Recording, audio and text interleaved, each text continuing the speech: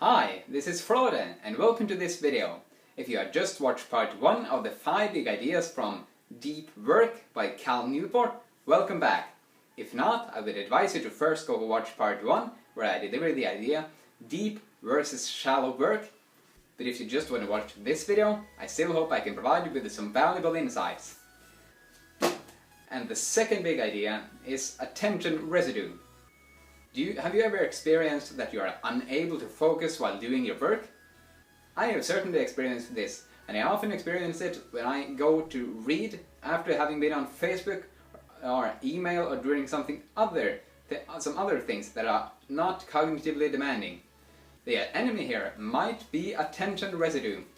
You see, when you switch between a task to a new one, your residue of your attention remains on the first task, splitting up your attention so you're not able to concentrate as much on the second task. Your mind is still churning about the first task. This effect usually lasts for about 20 minutes after switching tasks. So just imagine, if you are working deeply and then go check Facebook and then go work deeply again, it will take about 20 minutes until you are as focused as you were before you switched tasks. Just imagine how this will build up over years and decades of productive work time. And this attention residue is especially thick if you didn't finish your first task when switching to the second one. But the effect is still there if you did finish the first task. Now, if we want to avoid this attention residue, Cal's advice is to produce at your peak level, you need to work for extended periods with full concentration on a single task, free from distraction. The lesson here is simple. Stay concentrated on one task at a time while doing nothing else, having no distractions, and sitting for a long period of time until you are finished with your first task. The third big idea is deep work philosophy. To integrate deep work into your working life, you need to have a philosophy for how you're going to approach this.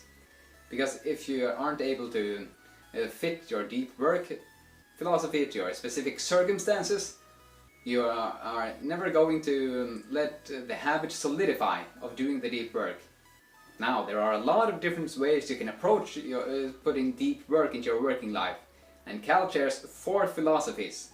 The first one is the monastic philosophy. The monastic tries to eliminate or radically minimize all distractions from his working life. This is usually used by writers, singers, and other people who have one clearly defined purpose with their work.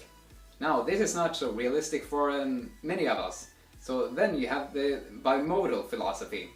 Bimodal philosophy consists of clearly defining when you are going to work deep and when you are going to do everything else.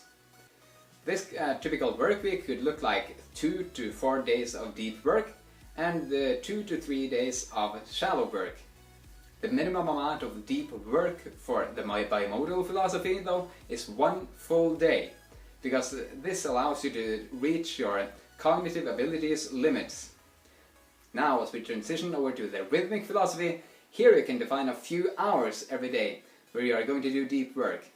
The goal here is to make a rhythm, a habit of doing deep work at the same times every day.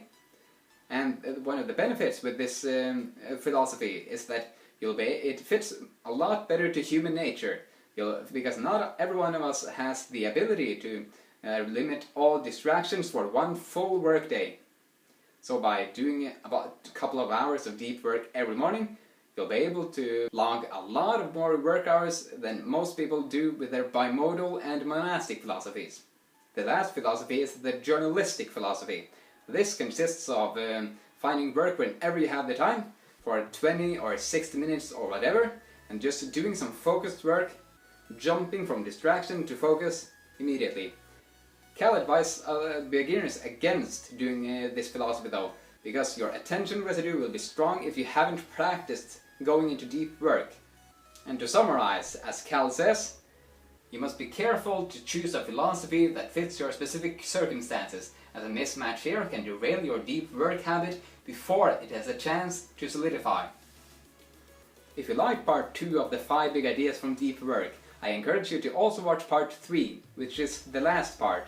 There I deliver the ideas, rituals and justify your tool selection. Thank you for watching, and I'll see you soon.